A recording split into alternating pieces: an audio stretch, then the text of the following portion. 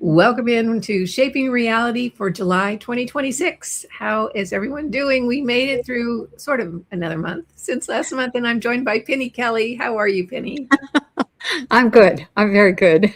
Yeah. So, although I am watching because we're in another tornado warning or tornado watch this time, it's like, wow, we're having some weather this year. So, Yeah. How's yeah. the garden been for you this year? I have all the garden that I have is very small. It's in the greenhouse. It's beautiful. I have tomatoes coming out my ears. And you don't eat tomatoes, do you? Because I of the don't. oh I don't, goodness. but they're beautiful and they're amazing. Oh my, the cabbage looks great. The carrots are coming. The beets are coming. The corn, the birds got a lot of the corn. So I've got 5 corn stalks. I need to plant some more. But in the greenhouse, you can lose some and replant really late in the season. The Mhm. lettuces are done. It's like 110 in the greenhouse. Lettuce doesn't like that. Yeah. The kale is pretty much done. So yeah, cucumbers are coming, cantaloupe is coming, squash is coming. So There's yeah. nothing like homegrown cantaloupe. Oh, Oh my. I know. I was raised on that. I had a grandma that, had a garden Oh all my. my years. Yeah. Oh well. Yeah. So, before we launch into the topic at hand, and for those watching, sometimes Penny and I will touch base before we come on, say, what are you thinking about? What are you thinking about? And I came up with a topic that I think will resonate to a lot of the viewers here. But Penny, I wanted to check in to see if there was anything you wanted to touch on before we launch on that.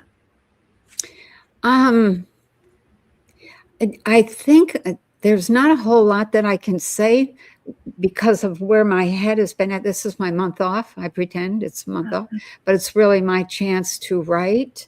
And so I've been writing and working. I have in the Zoom stream that I did that talked about the pole shift, a lot of details about that, and people were they were so upset, and so was I that they were upset.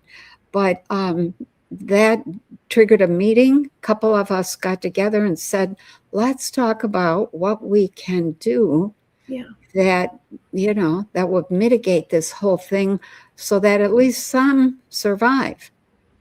Maybe nothing's going to happen, which would be wonderful.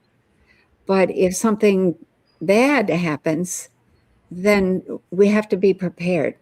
So, better to be safe than sorry.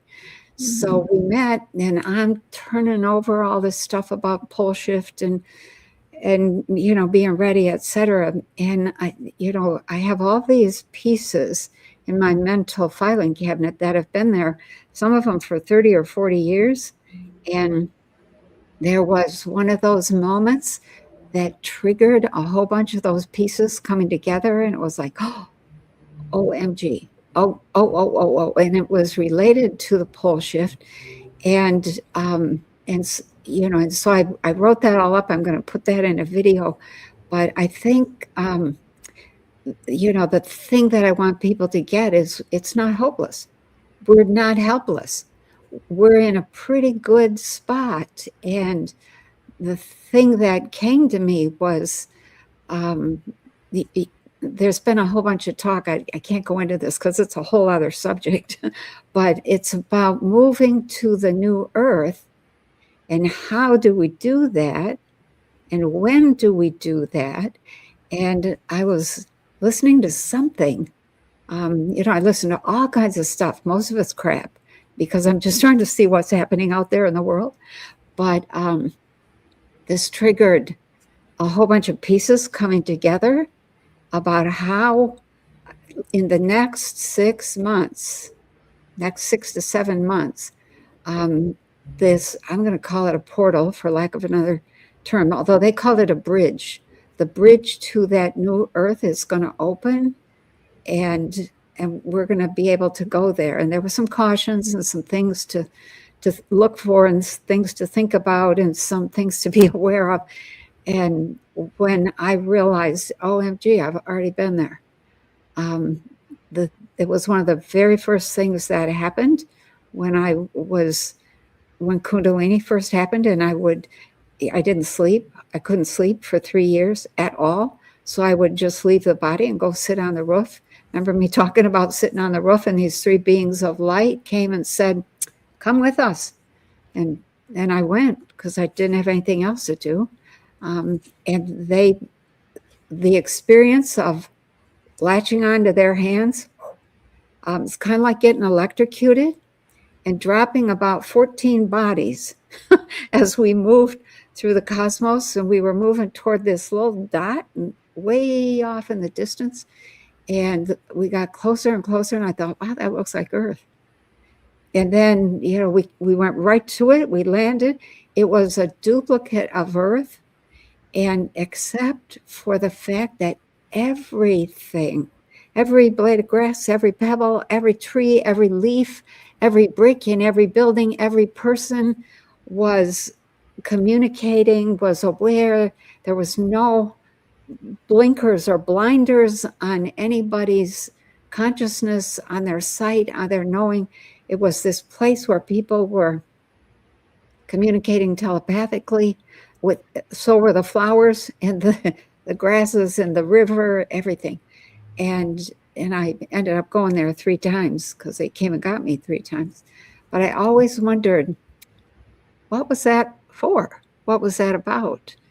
And what I think I have put together is, they took me across that bridge and took me to that Earth that we're headed toward.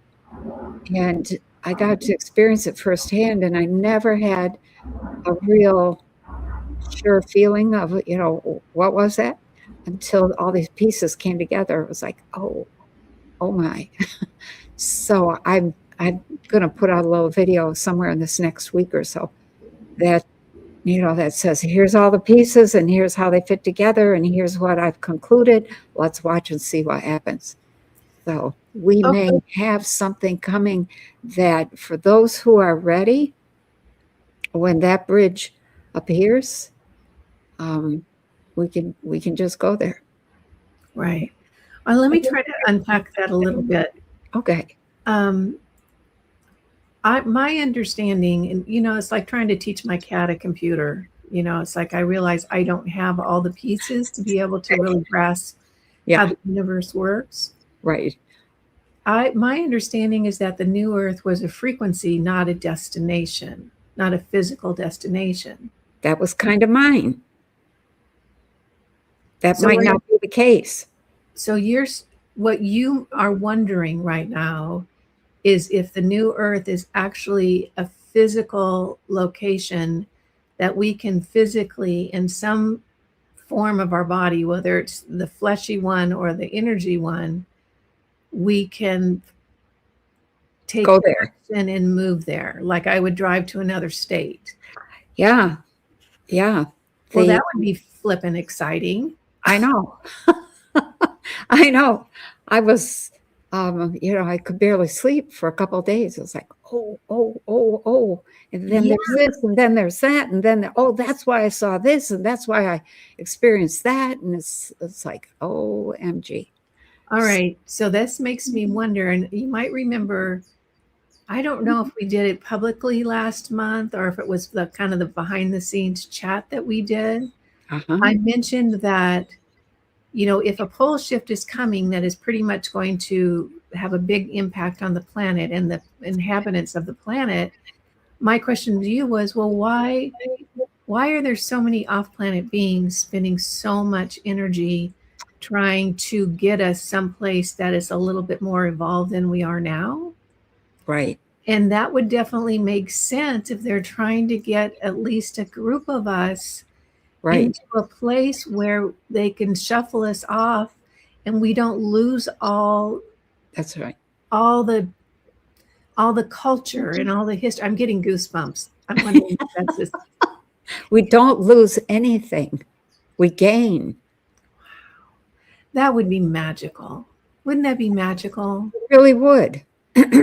I think, one of the things I was thinking about a couple of days ago was, oh, maybe that's what that thing in the Bible said. I was going to look it up. I will look it up before I put out the video. But where they talk about the two men will be in the field and one will just not be there. And Right. the two women are doing something and one of them is no longer there. And one will be asleep, two people will be asleep in a bed, and one of them is no longer there. It's like, is that what that's about? You know, you have to have been working on your consciousness a little bit. And I think everybody in your audience, my audience, a lot of people that are saying, hey, wait a minute, something's not right here. And how do we expand consciousness? And where are we going? Where's the new earth? Oh, it's this. Oh, I'm disappointed. Oh, it's that. Oh, there's hope. Oh, it's not that. I'm disappointed, back and forth. But it may actually be a duplicate of this earth. And that fits some of the science that Dr. Levengood and I talked about, which is in plasma. In the world of plasma, all forms exist in a duplicate state as counter-rotating forms. Now, we don't rotate. Well, we do rotate a little bit, but that, it was like, okay, it's not impossible that there is a duplicate earth. So anyway, it sounds so pie in the sky. I really don't want to say too much until I actually sit down with all my pieces and say, okay, here they are. And here's what I think. And here are the questions we should ask. And here's what we should be ready for. Yeah. So, could you ask your people at some point? What's that? Would you feel comfortable asking your people at some point? Oh, heck yeah. I would be very comfortable. So if they have this approach, which is very helpful once you've done all the work. Mm-hmm. If they see you have made a huge effort to put stuff together, then they'll say yes or no. They won't hand it to you. So, you have to have said, this is what I think. And if they think there's more to be uncovered, more to be thought about, they'll say, well, they'll ask a question. Well, what about this? Or what about that? And it's like, oh. And you have to literally then answer those questions. And sometimes the answers are not quick.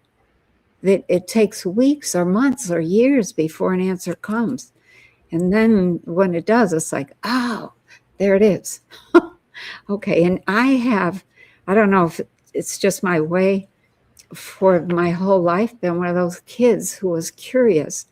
And when I saw something that I didn't understand, it would go in this mental filing cabinet and just dangle there.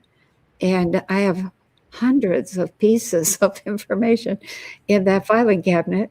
And about a half dozen pieces just came together last week. It's like, oh, okay. So every so often stuff all of a sudden it's more like it reveals itself. You have to be open. So you have to still be asking the questions. So yeah. I'll ask. I'll see what they say. Yeah, that's an exciting concept. And even so, it makes me think, okay, well, there's the idea. Why couldn't we take that idea and bring it into form? Why not? I think that's what it's about. Yeah. So it's like, if that's the goal, that's an extraordinary goal. Yeah. When I went to that other earth that the three beings of light took me to, there was not a lot of people there. There were few, and there were some buildings, but it was pretty empty. Not a lot of people. And I thought, well, that must be just because we're somewhere out in the country, and it's not, But when I was asked by my people to help build a new earth, I started building something, just, using my imagination. Well, I think we need this, and let's have that, and et cetera. And that whole thing, once it was fairly fleshed out, was like, well, there's not a lot of people here. So the problem is, um, uh, if you build it, will they come? Kind of thing. So we don't know. We have to be willing to be adventurers. We have to be willing to stick our neck out. We have to be willing to hold this space of, I don't know, but that to me strikes me as really good, and I'm going for it right now. No holds barred, that kind of thing. Maybe the work here is finding the people. You're giving me goosebumps. That's kind of like the reason I came here, to teach people about the mind and consciousness. and it was like, okay, for what? I think for this new earth. So we have, there's a piece that goes with this puzzle pieces I put together in this last couple of weeks. And you know how we've often heard, it's a prison planet. You can't get off this place, and you have to escape, and all this stuff.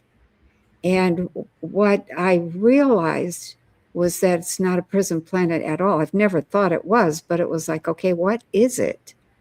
It's an incubator for consciousness.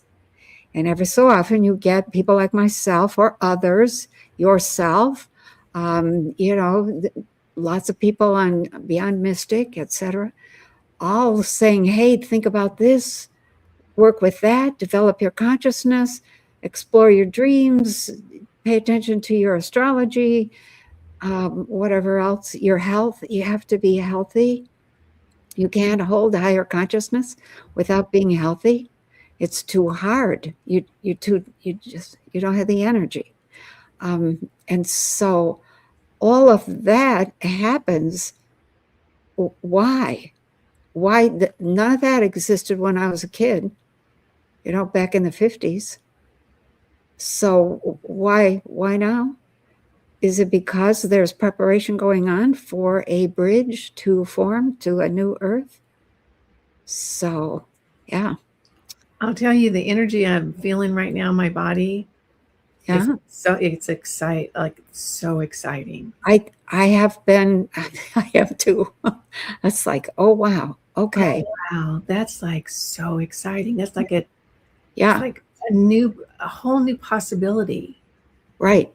So many possibilities to take all this creativity and innovation and incredible drive. It's like, oh my, I've got goosebumps. So you were on something. Yeah. I have the same kind of, this is a possibility. Oh my. So oh God. All right. Well, that's great. Now we're going to bring it down and talk about this planet. Okay. And you guys, what I sent to Penny, and I emailed her, and I said, I said, I would like to know about systems for other collectives, like people on other planets, or whether they're on a ship or whatever. It's like, what is a system that works? Because clearly the system that we're working in doesn't work, but for very, very few. And I was very disturbed, as I'm sure millions of people are around the planet, that it's almost unbridled greed at this point. And almost. It is. It is. You're right. Oh my. So when specifically, I'm looking at things like the whole flock camera issue, and the data center issue, and the absolutely wringing every last penny out of every working soul on this planet. Right. It struck me that this is a system that's literally eating itself out of greed. And it's like, enough never is. A company, I'll just use an example, like a digital company that they they offer a digital service, and they start out at $6.99, and 5 years later they're at $19.99, and they just keep wringing more money out of everybody. Yep. And it's like, it's gotten to the point that it's beyond ridiculous at this point. It's like nobody can keep up anymore. Wages, salaries are not keeping up with, the cost of everything. If we're paying more for everything, why aren't we getting paid? Because we work for the companies that are raising the price. I mean, it's just, I know. it's ridiculous. And so my question to Penny was, what about a system that works? We need a better system. But then I was thinking, since I sent that email, it's like, maybe we don't need a better system. We need better integrity. Oh, yes. And I've said to myself for years, we don't need more laws. We need more integrity. You cannot make enough laws to stop people who are not, living in integrity, who are not honest. You can't make enough laws. They'll figure out a way around it. So there's the dilemma, but maybe you already said it. It's like, this is a very hard reality system for those, unless you're very rich, and I don't think it's going to end well for them. So I don't either. So the system doesn't work. People are being crushed. I know. So it makes me curious. Is it money? Is it the fact that our exchange is money? Is it integrity? Is it that we are so easily corruptible? What's the difference between this system and the systems you've seen that work? Oh, wow. So, when you sent that question, I went back to my dimensions of reality. What is the third dimension? What's the fourth dimension? What's the fifth? What do they do? And I'm just going to kind of read through the difference between third, fourth, and fifth dimension involving money, just as a starting point. So first, money is in the third dimension. Money is used as a measure of value in a highly competitive system, highly competitive society. You have to have value, but if you're based on competition, then those two things don't mix. So that's third dimension. In the fourth dimension, money is replaced by intelligence as the greatest store of value. And when I say intelligence, I'm talking about genius. I'm talking about critical thinking. I'm talking about the ability to see, common sense, to draw conclusions that are life-giving, and to take action that's life-giving. That's fourth dimension. And then when you move up even further into fifth dimensional people, it's intelligence plus high-level consciousness replaces money altogether. They don't really have money. What they use is energy, the energy of consciousness. And when you can make anything happen with your consciousness, what do you need money for? So when you say anything happen, do you mean also be able to manifest out of the void? Right. You're hungry, you manifest something to eat. You need a place to sit down, you manifest a chair. That sort of thing. So you don't need money at all. It's only in this system. And we were, I think, not nearly as bad off as we are now.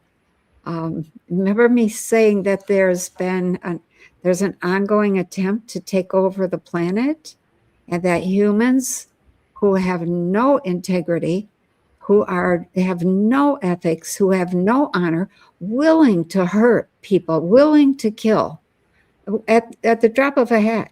That kind of person is exactly what those beings who want to take over, that's who they will support, because they need to remove anybody who's good. So So let me go on here. So next, money is used as a means of security, survival, and a weapon of control in third dimensional systems. Yeah. And that's only if the third dimensional system gets corrupted. Okay? So security, survival, and a weapon. That's 3D. Fourth dimensional people, their big thing is wisdom, skills, and foresight are the means of survival, security, and self-discipline. There's a discipline that has to be developed, and that discipline has to come from leaders. And we don't have leaders, that the trickle down from the leaders we have is not very good. So, that's fourth dimension: wisdom, skills, and foresight. That's how you survive.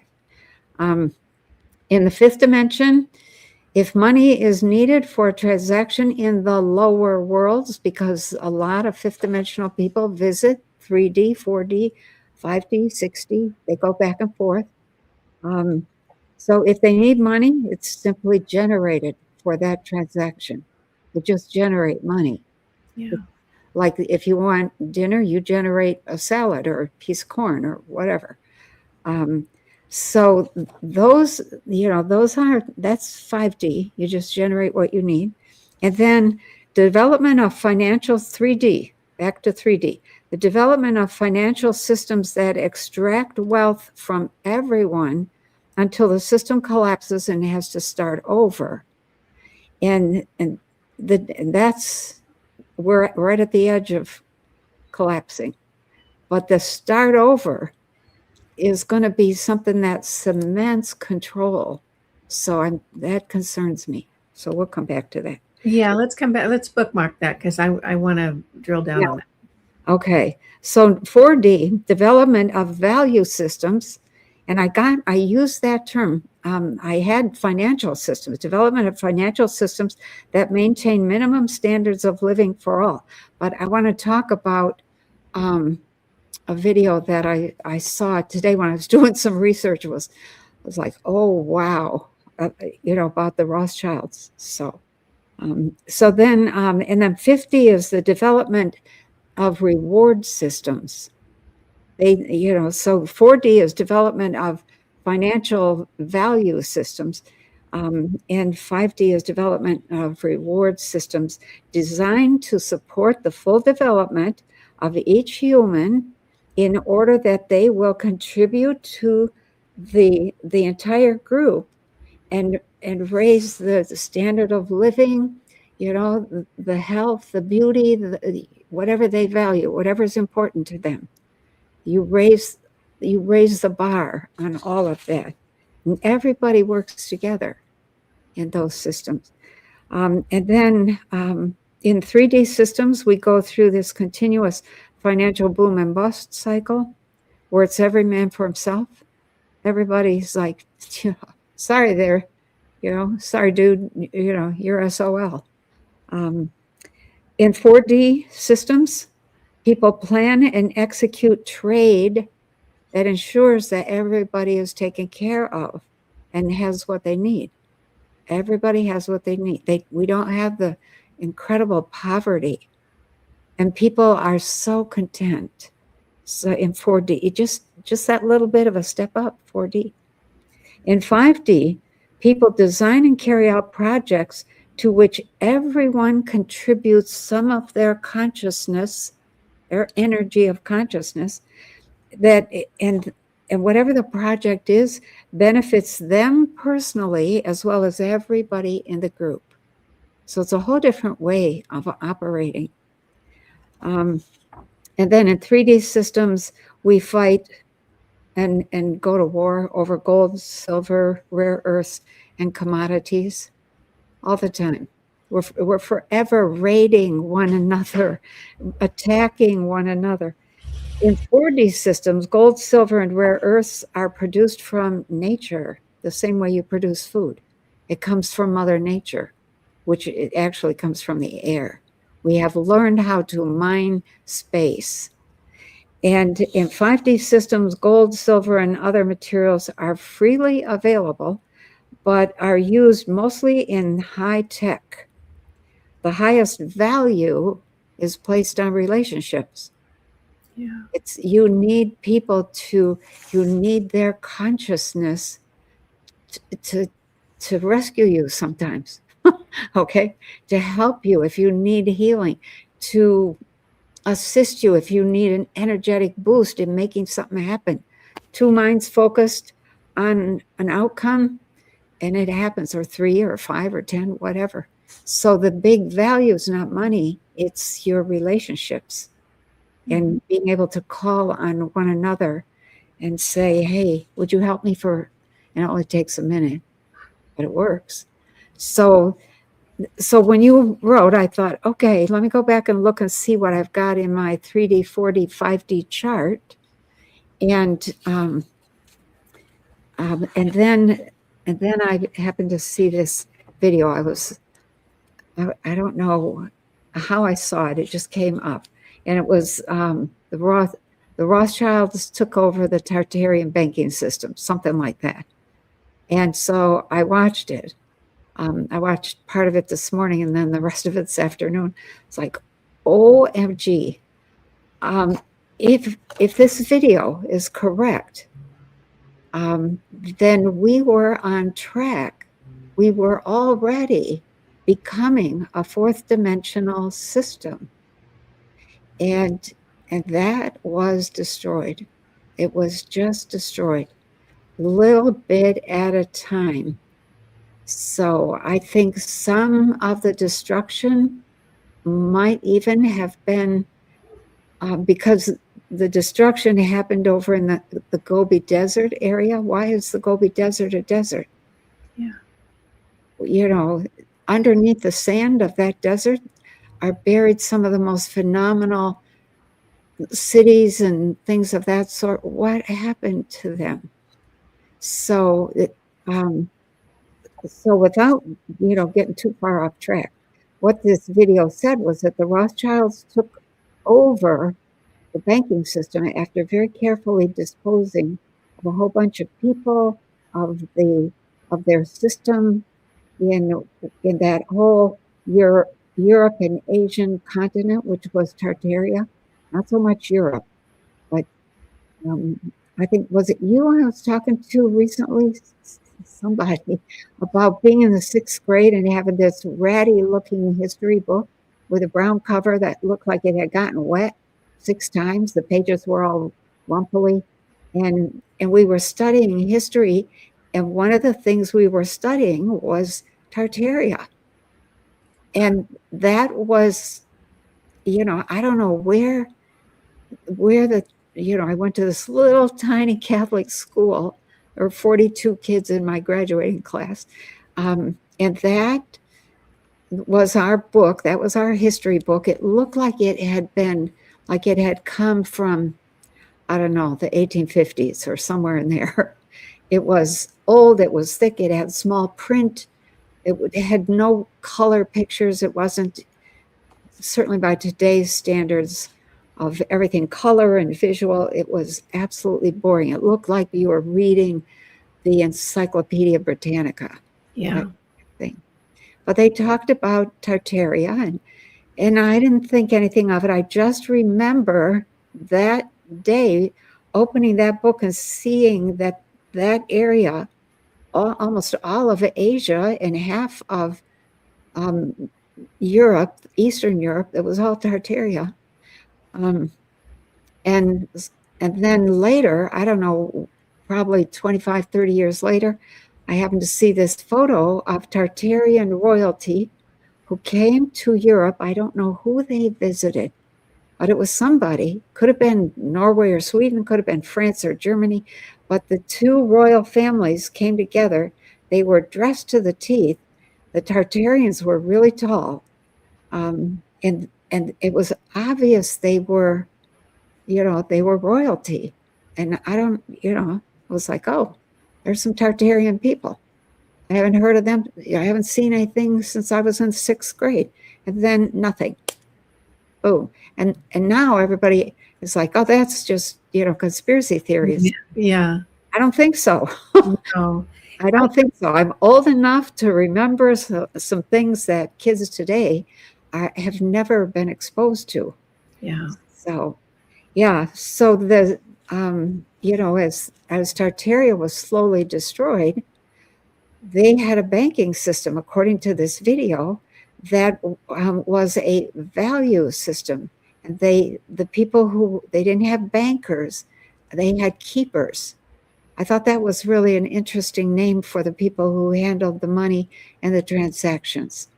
And their job was to keep everything in balance, to keep everybody well taken care of, to keep everybody out of poverty, to keep everybody satisfied so that they had everything they needed. We don't have that today. It's not even close. So the keepers had all these rules, and one of the rules was absolutely no interest. None. No interest. Because as soon as you institute interest, you begin to extract wealth. I think they said it. You extract wealth without creation.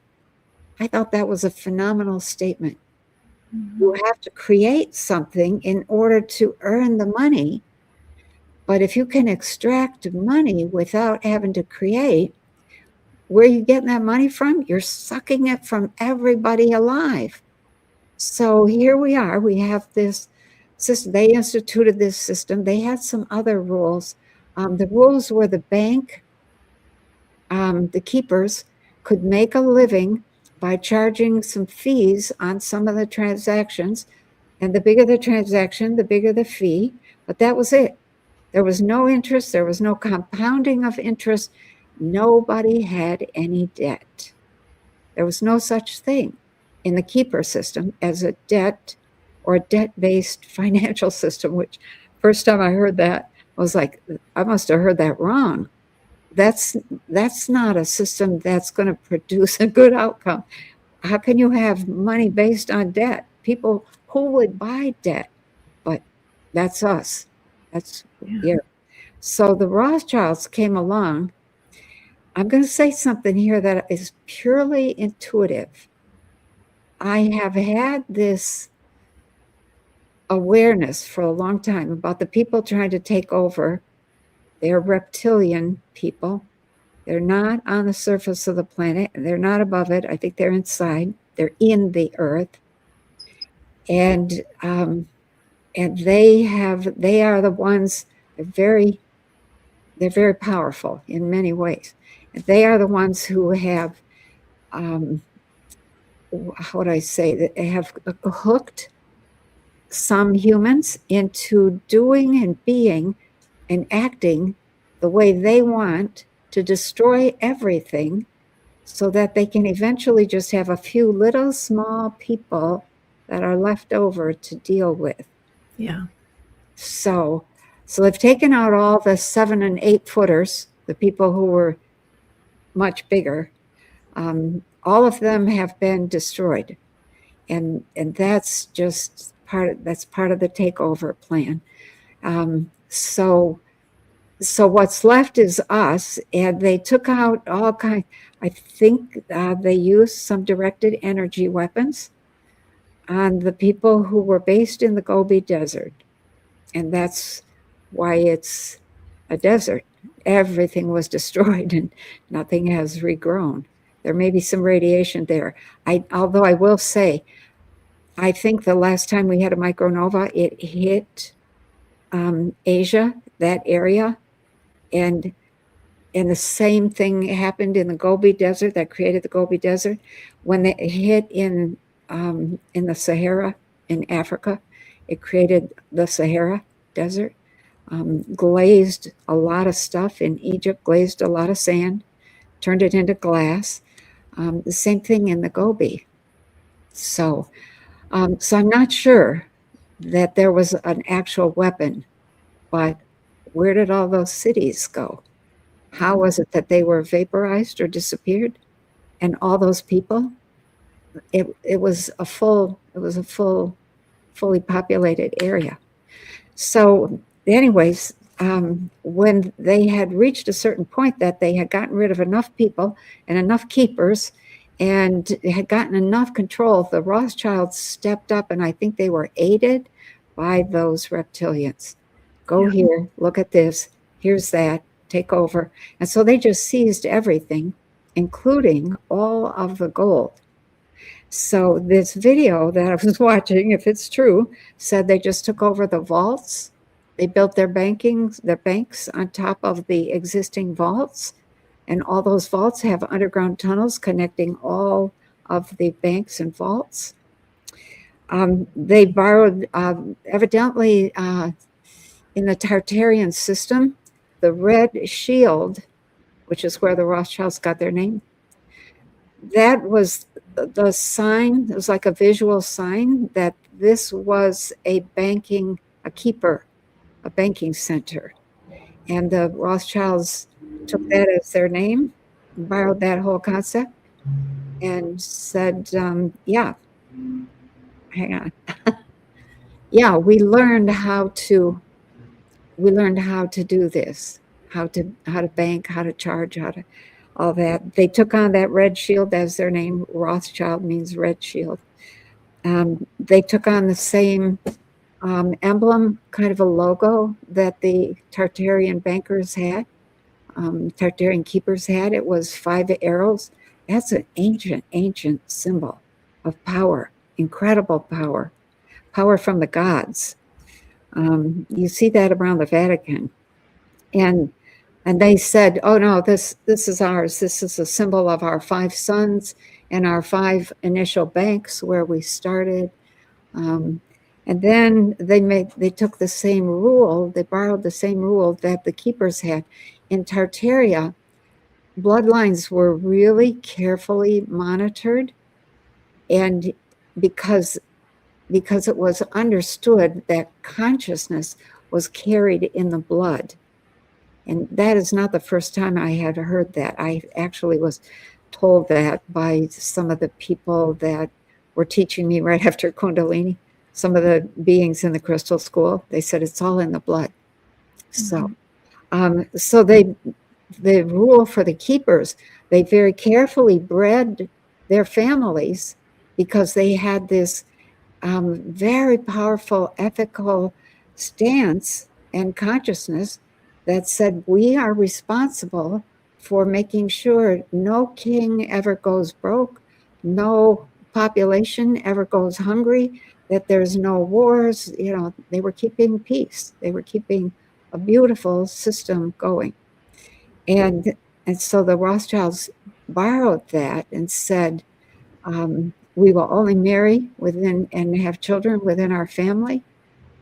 And they have done that. They're now so inbred. You know, I don't know that they've got any, you know, let me not say anymore, just that they're very inbred. Okay. And so all of the Rothschild banking system, which, you know, for a while in the beginning, I thought, oh, they're really industrious. They're really powerful. They're really lucky. They're really smart. Look at what they've accomplished. I don't think they accomplished anything. They just seized the old Tartarian system and then started corrupting it. And the whole thing is designed to extract wealth until everybody is controlled by them. And that's where we're headed. That's where we are headed with the digital system. So I think, I don't know what the answer is for us in terms of being able to fix that system, address it, confront it. Something I don't know what that is. But I do know from my travels around other beings, other systems, that money is not the focus of your whole life. Money is not how you survive. It's actually working together and cooperation that brings the best results. And we have a lot of people here that don't know how to do that. They don't know how to cooperate. They just know competition. and they don't trust. So how are you going to have cooperation if you don't trust? Well, So, and why should they trust? well, yeah, if you have a corrupt system, Yeah. it doesn't look good. So, I haven't had enough time. I've been thinking about this for the last 24 hours and thinking, okay, how do we fix this? What do we do? What do we say? Maybe it's what we not do, maybe I'm not sure. I think we have to think about it though. We have to face it. We have a completely corrupt system that is not good for anybody, including the people who are running it. They Right. might think that this is what has to be. I don't think they're thinking, Penny. I almost look at it like, and I call them the big swinging dicks. So sorry about that, you guys. But it's almost as though they don't even see the population. It's just a competition between Yeah, all the players, the billionaires, and it's all about who's got the most toys. that's right. So the most money. I think it is so far down the road of single focus greed that there's no common sense anymore. There's no thinking No, anymore. I, yeah, that's where we're at. That's where we're at. That is where we're at. And we can lie to ourselves, we could pretend, but I don't think that's of value. We're going to have to not engage in that system. Yeah. But And we don't have anything set up as an alternate. I think it's going to be, people, I see it in the collective. And once you watch Cliff with JC, I will watch that. Yes. Yeah. And if you guys didn't see it, JC on Beyond Mystic did an interview with Cliff last night, and it's a pretty good one. I mean, it's very, very engaging. Okay. And it talks about how the pendulum swings back and forth and where we're at, in momentum. And he Right. was clear that, that system, that control system is breaking down. But we as a collective are not organized enough to be able to manage the solution. But I think we'll get there. And I hate to say this because it sounds like such an old lady saying, but Say it anyway. I think it's going to be the kids. I think it's going to be the 20 and 30-year-olds Oh, yeah. that, that are going to step in and decide this is enough. And I hope so. So I have a couple of questions about, what you stated. The first one is, I am confused as to why the reptilians have worked so hard to take over this planet, because it's been how many, a million years or something they've been at it, or however long, 500,000 years? I don't know. I know that this effort that they're making now has been ongoing for about 4,000 to 5,000 years. Yeah, and my question is, why the hell don't they just create a planet of their own? It's like, what? I mean, they can create. They can. Yes. It's like, why go into this big battle with us unless it's all set up as just kind of this game for us to expand our consciousness beyond that? Yeah. I've considered that. What if this is all just a game and that's a test? Yeah, and it's us. It's like an obstacle course for us. Yeah. So that's the first thing. And then the second thing is, like you said, the Rothschilds were influenced by the reptilians. And I'm wondering, aren't the Rothschilds the reptilians? They may be. And they just present in human form when they're out in public. I think there may have been some hybridization, but not a whole lot.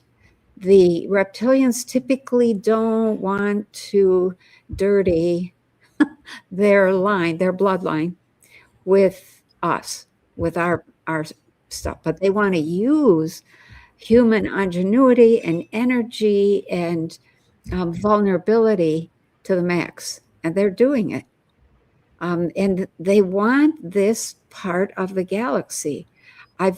now this is just something that comes from some of my people. There are like 24 planets in this area that those reptilians control. And Earth is like in the middle of all of that. And they cannot get control of the Earth. Every time they try, it blows up. Sorry, motorcycle. Oh, okay. So they give up, and then they come back later and try again. The thing that is the problem for them right now is everybody's waking up. Yeah. Everybody's seeing the game. Everybody's understanding the manipulation and saying, now, wait a minute. Who said? Who gave permission for this? Who's making the rules? We have given our power away left and right, and we have to take that back. We don't have to be obnoxious. We don't have to be mean. We don't have to be greedy like them. We just have to say, no, thank you. Yeah. Yeah. Yeah. Not doing that, not going there, not cooperating with that. They have been very willing to hurt people. You know, it's meaningless to them. It's that's meaningless. true. Yeah. And probably a little bit thrilling as well, you know? Maybe so. You know, some people get their jollies that way. But I started to say, one of the things, hang on, I've got a cat that is insisting. She wants to, I don't know, she wants something. Her name is Abracadabra, and she is black, my black one. I call her my black girl.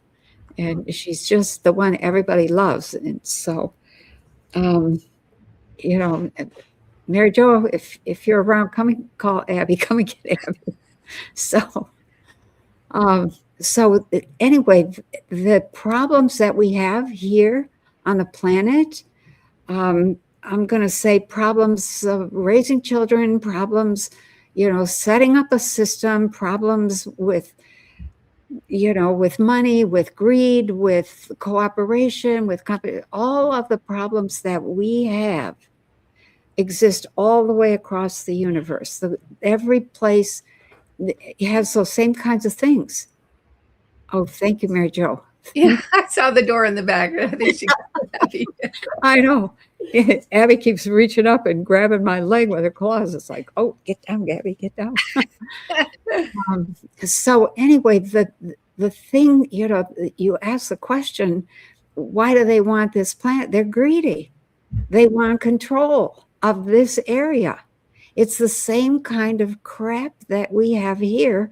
Why? Because they're here and they bring their values, their ethics, their behaviors, their attitudes, and their goals, and they implant those in people. And, you know, and they do that in a really sneaky way. We've talked about it before.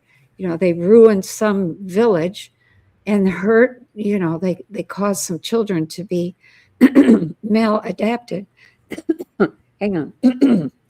And then those maladapted children become easy to manipulate, slightly on the psychopathic side, or have at least personality disorders, or sociopathic, or they're just disabled, learning disabled in a way that's learning disability is when you cannot produce the chemicals that allow you to perceive or hear or feel.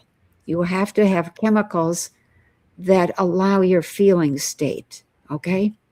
So, and that's emotional disability, is not being able to empathize at all.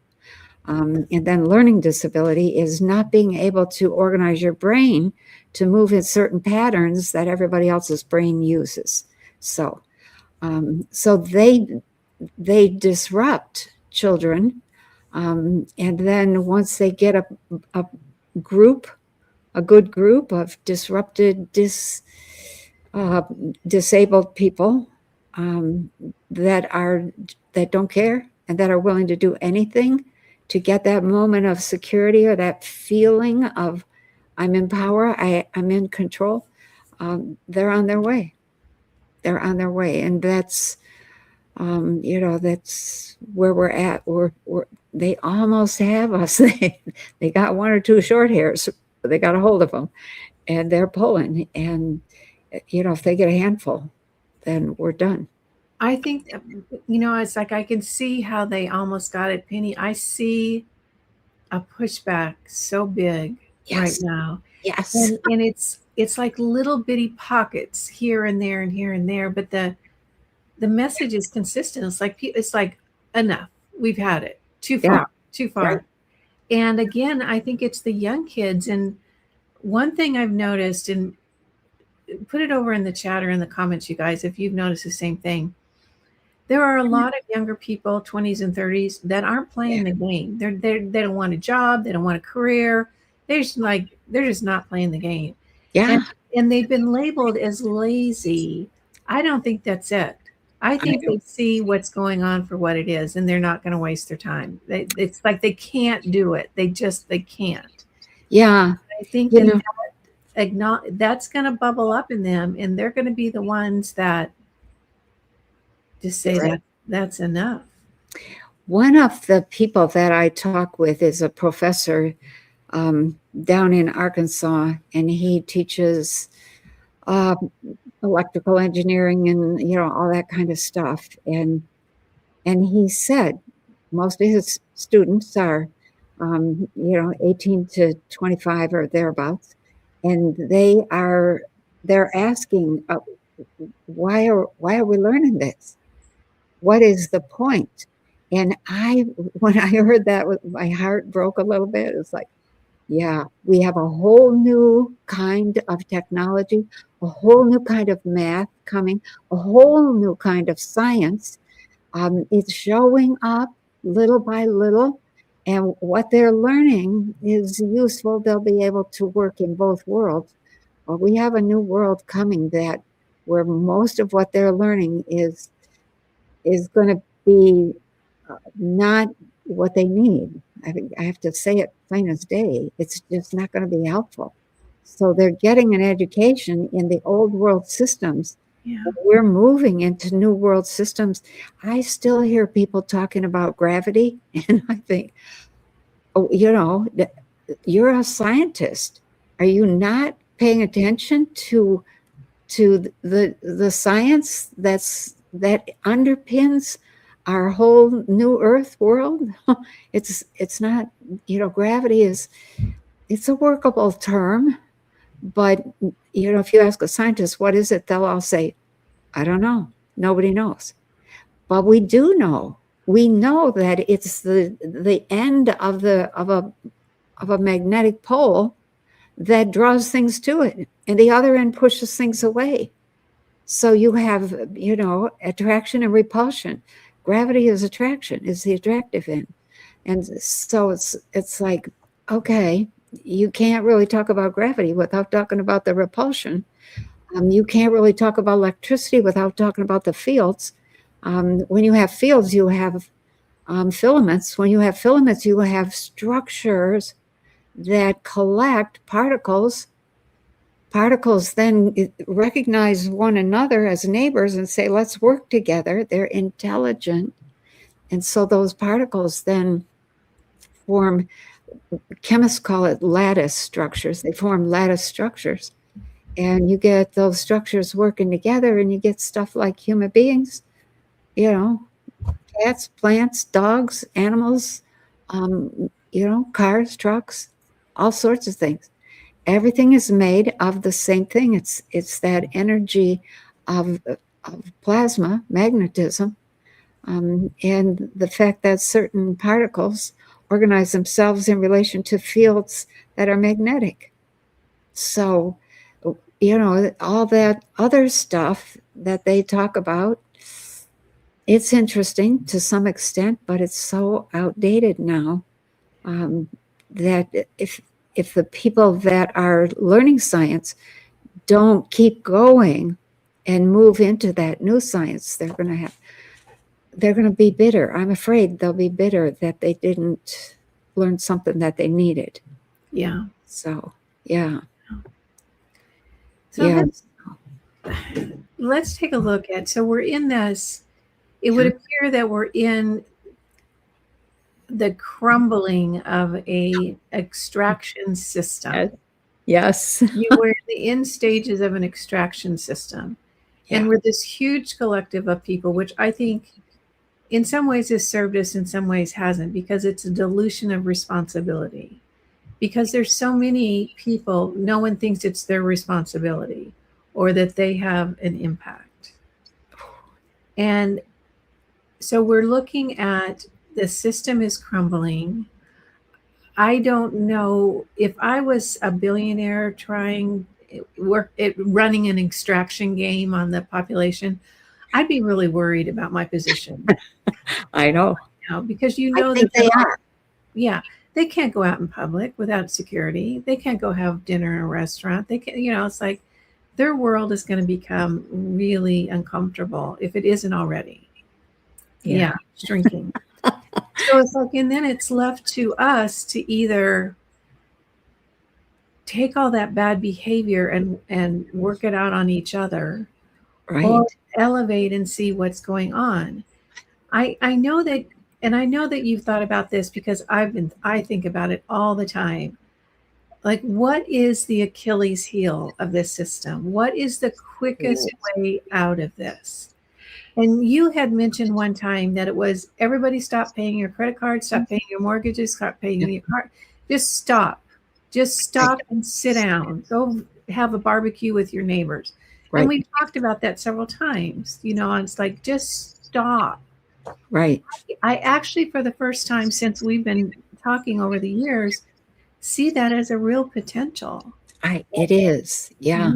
That people are finally, they're just about there. Yeah.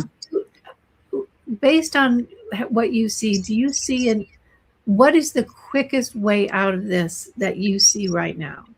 That would be the quickest way. But what I have seen is that it's what happens is that the oligarchs, we'll call them that, the elites, take each other out. They get to this point where the greed, there's nothing more they can get from us. We have been sucked dry.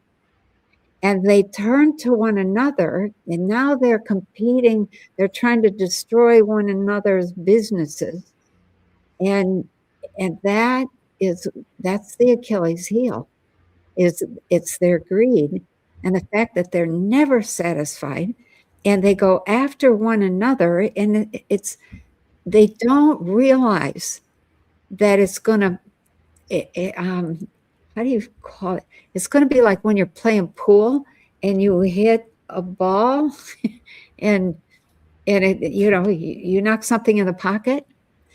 That's what happens, is this little attempt to cause problems for this guy and his, what would you call that? His international business, which is huge and powerful. You just want to cause a little bit of trouble. If you do that and it ends up blowing up out of proportion, then that causes trouble for a lot of other people. And we have some of that's going on. I see little signs of that. The other Achilles heel is people who started working together. And when I say started working together, I'm talking Trump, Putin, Xi, Modi, and maybe somebody else. They started working together. They wanted control of their countries because the Rothschilds had control of every country. And they just murdered anybody who didn't cooperate with them, and et cetera, et cetera. So what seems to be a real Achilles heel is that the guys who started working together get to the point where their people are so distressed that they can't work together anymore without doing something that goes against what the other 3 or 4 are doing, Russia or or China or, whatever. And so they end up actually fighting. And one or two of them go too far. It might be Trump who goes too far. And it might be Russia. I just went through, there was a young guy here who came to visit the farm last week, and we were talking about John Titor and the Titor, Titor, the stories that were all over the internet. Didn't he go into the future? Yeah, he was from the future. Okay. They had learned how to time travel, which is not that difficult. We already have that. But he came back to get a 5100 IBM computer. IBM 5100 was an old computer that was able to do some things that they had lost the programming for. They couldn't figure it out. So he came back to get that computer, and he took it, and he disappeared. And so there's, that whole Titor thing that's been fresh on my mind. And one of the things I know about timelines is that a lot of times you'll get this timeline's going in this direction. And I think they had a war on, let's say, on John Titor's timeline. And we're a little bit behind. We have a chance to go in a different direction, but we're not really going there fast enough. And so we are likely to split off and experience the same kinds of things, just different people playing the role of, causing the difficulty, different timing for that whole thing. But that we're in a really delicate place right now. We so need to just firm up that we're going to a new earth, and we're going to expand our consciousness. So we're going to learn cooperation, and we're going to avoid as much of the external crap as we can. And that's not a guarantee. That's just, it's not. It's that old saying, the rain falls equally on the just and the unjust.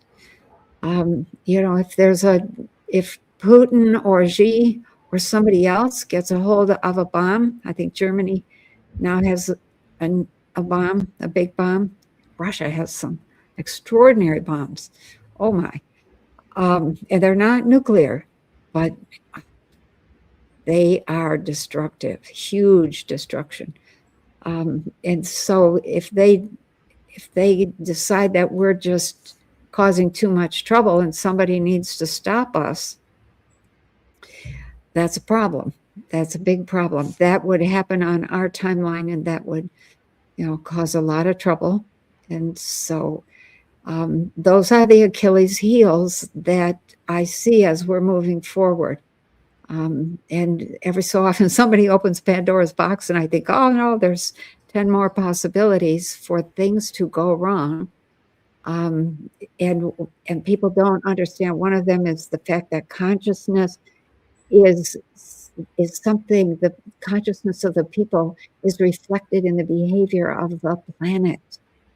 And so when we need to shake up our thinking and get out of this rut of fear and anger, and we need to stop being angry and not doing anything about it, and that the earth picks that up, and we have earthquakes, we have terrible storms, we have all kinds of stuff that happens.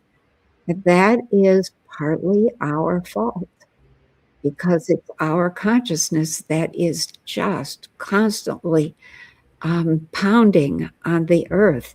Consciousness is plasma frequency emissions. What holds the plates together? It's plasma frequencies. And when you go messing with that, it causes big earthquakes, messes things up big time. So we have a wonderful chance. Some people that are working to make the world a better place, I just want to say, don't quit.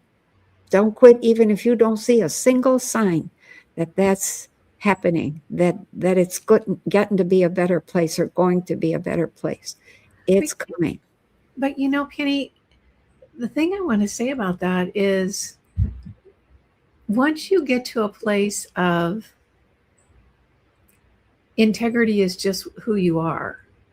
Right. That's just who you are. There's no struggle, there's no challenge, there's no nothing. It's just, that's just who you are. Yep. Then it's not it's not a battle anymore. It's just who you are, and you don't stop. Right. Because that's just who you are. You have become that. You have. Yes. Mm-hmm. And things smooth out. And one of the things that goes with that integrity is integrity of vision and perception. Yeah. And you're not lying to yourself about what you're seeing. Yeah. And choice. Yeah. I say several times a day now, I do not consent to any of the shenanigans of the dark forces, the deep state, whatever it is. I do not consent. I'm moving on, folks. Right. And I'll say that over and over again, because I heard this thing that I thought was so good. And I wish it would have been a really big slogan during the whole COVID days. Your compliance is your consent. That's true. Yeah. You keep playing the game to get along.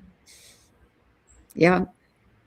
Your compliance is your consent. And getting our consent. And there are times when I see moves by, we'll call them the deep state or the naughty boys, which is one of your great terms. And, is sometimes it makes me laugh at how very good they were at setting up this whole fake system.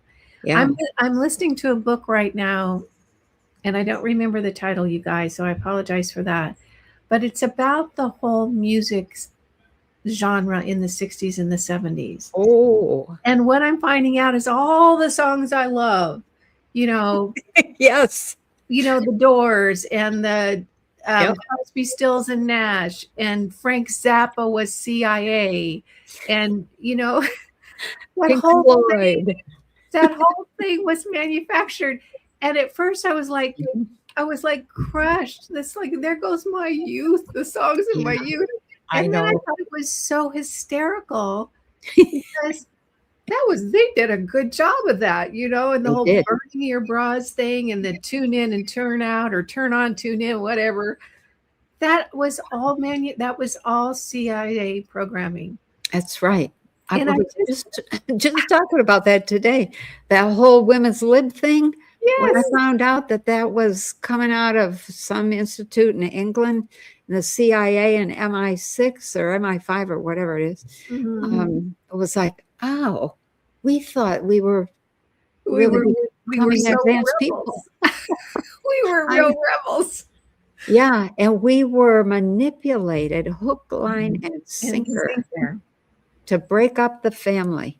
Yeah, and to make a two household tax stream. Yep, exactly. Now we've got both people working and we're still broke. I know, because oh my. And was it Gloria Steinem? Or who was the gal that went into the Playboy Mansion and pretended that she was a bunny and she wrote a book and everything? She was CIA too, the whole thing. Oh, wow. Well, I hadn't heard that. Okay, I don't know if it was Gloria. I read The Feminine Mystique by, I forget what the author's name was.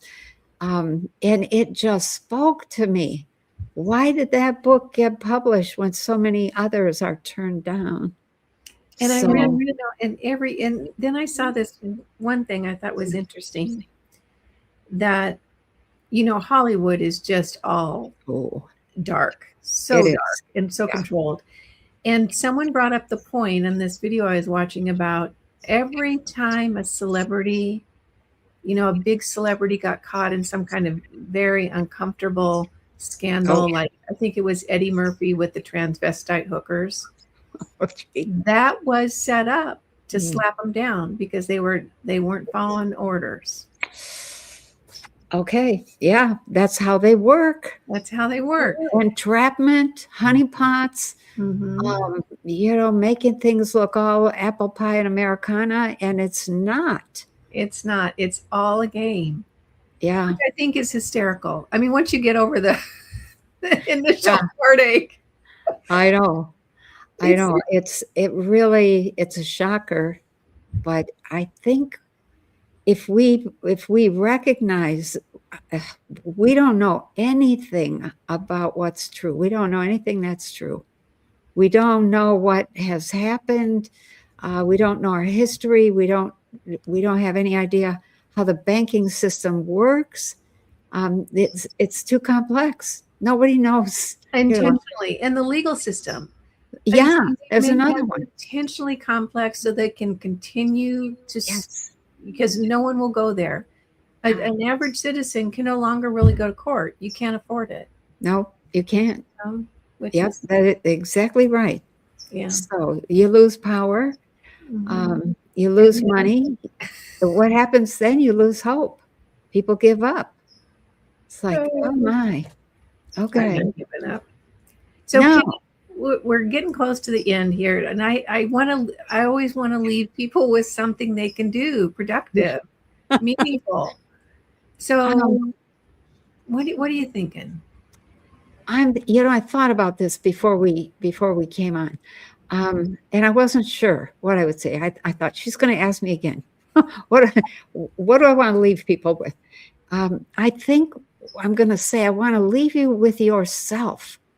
I want people to understand how good they are intrinsically, how amazing they are, Yeah. and that there's no need to be apologizing or excusing or worrying, that you're not doing this right, or you haven't done that right, or you're not good enough, or you're not smart enough, or you're not beautiful enough, or you're whatever. All of that, just take yourself in hand and and understand that you are a gem. It doesn't matter whether you've been polished yet or not. You are a gem. Just take that with you as we move into the future, and pay attention to your consciousness. So, Yeah. Where's your focus? right. Where's Yeah. your focus? What are you focusing on? I love that new earth thing. That's going to become my new happy place. Yeah. When I just want to sit down for a little while and Right. kind of, daydream about something lovely. Because I Mhm. love this planet. Yeah.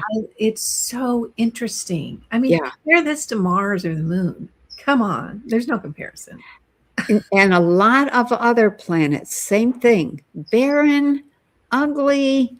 It's like we have got like, I don't know. I haven't It's like on something Earth. like heaven. Yeah. Yeah.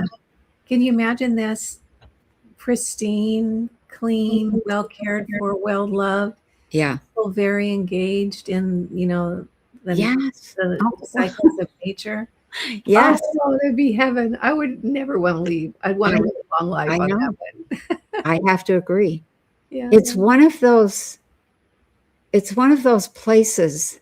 I've been to a number of places, but this place is one that feels like home. It feels like something special is happening here.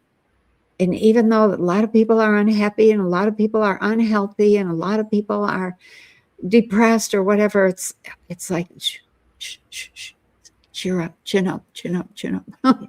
It's okay. It's going to be okay. So hold that. And even if your life comes to an end, let's say something awful happens, if you're holding that consciousness when you leave here, that makes all the difference in the world about where you end up going. Mm-hmm. It's about consciousness. Yeah. You don't lose your consciousness when you lose your body. That's right. Right. Yeah. Yeah. Well, thank you, Penny. I know you're in the middle of a whole lot of stuff right now, so thank you for taking the time to do this. Oh, my pleasure. Yeah. Sometimes, when I've been writing so much, and I've had 5 million interruptions, and I just try to take the interruptions in stride. And then I go back to the writing, and then it's like, I need an outlet. I need some place to let off steam.